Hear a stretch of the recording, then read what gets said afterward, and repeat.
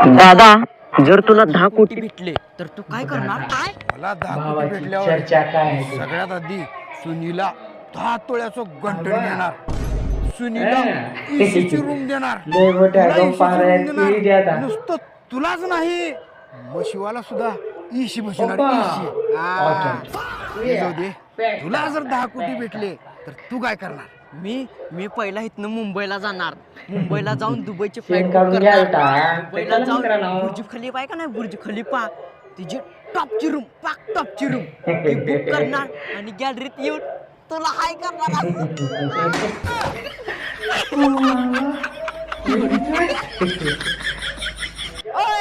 आता बघा वहिनी काय म्हणते. 10 कोटी खर्च करून झाले असतील तर तेवढं शेण काढून घ्या. शेण काढून घ्या जा.